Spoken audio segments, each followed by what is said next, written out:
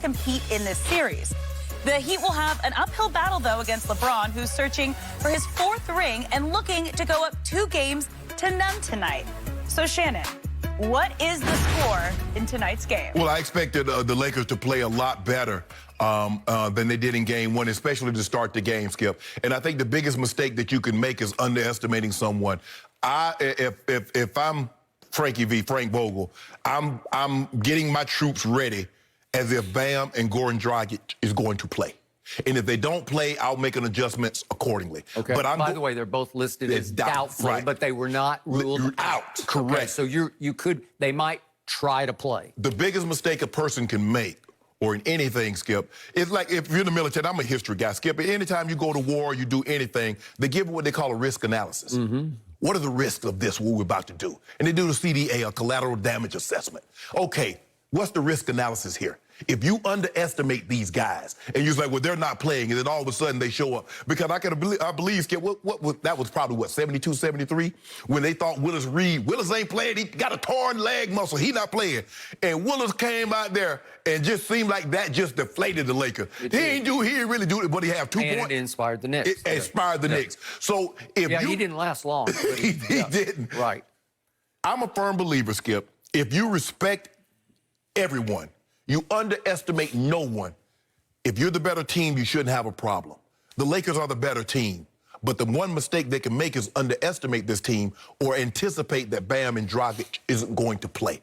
And I don't believe they'll make that mistake. I believe they'll come out there. They know they're 3 games away from their ultimate goal. And they will put a stranglehold because you know I believe that if the Lakers go up 2-0, the Heat's capable of winning 4 of the next 5 games. You don't believe that? I don't believe that. So treat this as a do or die. Like LeBron said, why is he so successful in closeout games? He says, because I'm as desperate as my opponent is. I feel I have just as much to lose as they do. While I'm trying to close you out, they're trying to keep it alive. They're trying to gain momentum. I think the Lakers win big tonight, Skip. I'm gonna go 114 to 93.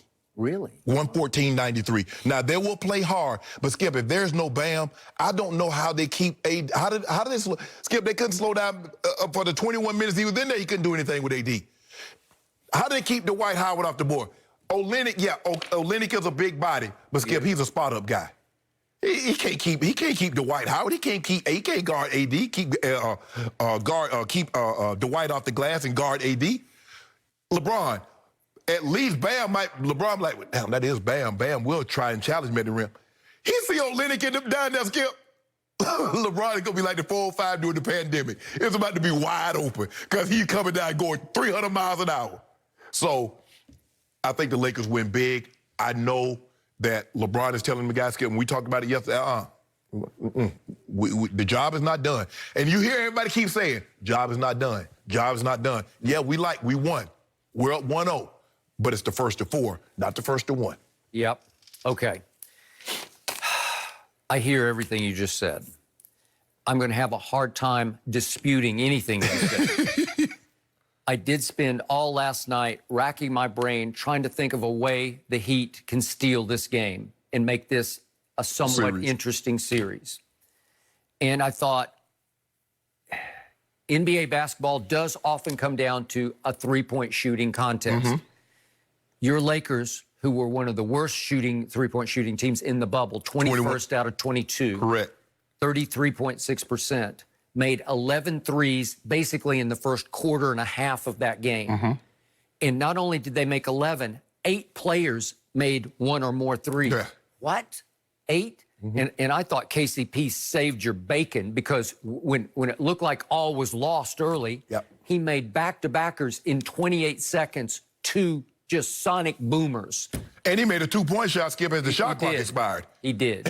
So that helped, but it wasn't like it was the KCP Memorial game. That was his little contribution that was huge. And then Danny Green made 3 threes, and then LeBron made another 3. And everybody's making threes. Caruso is making threes. AD is making threes.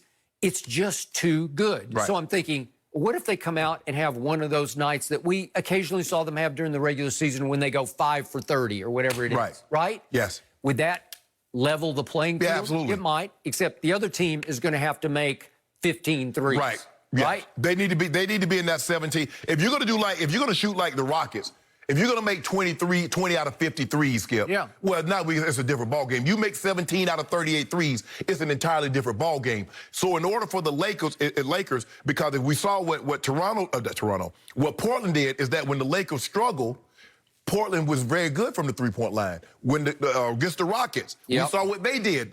So if they struggle from the three and you struggle from the three, you're not beating them because they got ways to get down inside. You're not going to win the rebounding battle. You're not going to win points in the paint battle. Okay. So if Goran Dragic tries to play, reportedly he has a torn plantar across the bottom of his foot. You know and I know that is burning pain. Yes. It's almost like I can't even touch my toe. That's stepping on hot coal pain. Yes, correct. So help me out here. You can inject that. Yes. How long do you think he might last? It's just too hard. Right. He survives on what quickness he has at age 34 because he can get by you to the basket. Right. He's crafty. He's very crafty. But he needs to have a little bit of acceleration, right? Yes. Man, I don't know. He's their leading scorer in the playoffs. Okay? He was not their leading scorer in the regular season because he wasn't even a starter. Right. Kendrick Nunn was the starter. Right. He made first-team all-rookie, undrafted.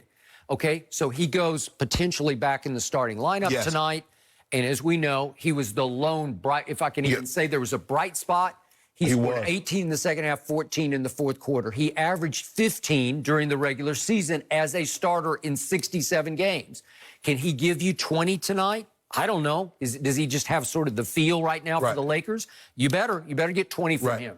And plus the thing, Skip, I think the thing is that, as you mentioned, because Nunn hadn't really played a whole lot, he was not heavily involved in the game plan for the Lakers from a Lakers standpoint of people we need to worry about. Now that the Dragic was injured and they saw now they're going to pay closer attention to him and what he's capable of. Because like you said, Skip, he was first-team all-rookie. So no matter what, as an undrafted player, so that just goes to show you that he can score now. And he had several blow-bys. Yeah. Oh, yeah. He gets blow-by, not only blow-by and layup, blow-by and dunk. He did. Okay. Kelly Olynyk has been around for a while. He's crafty. He's nasty. He's 6'11", 240.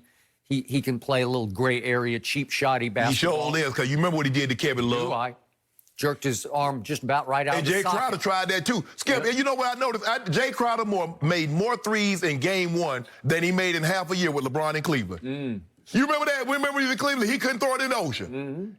In the ocean, sitting on the cruise line. By the way, early in that game, he stood up to LeBron. Looked like he wanted a piece of it. Yeah, he ain't want none. He ain't want no smoke. I don't know. LeBron said, and AD was getting up there like he was going to enforce. No, LeBron says, look, LeBron understands. The Heat miss Jay Crowder or the Lakers missing LeBron James. That ain't no even trade-off for us, Skip. We don't like that. We don't like that trade-off. Okay. So my point is, could Kelly Olynyk cause a little more problem in the lane? I don't know. Maybe for a little while. Maybe. He's more of a threat from the three-point line than Bam. I got it. But I'm just talking about somebody who can stand in there and at least get in the way a little bit. Okay.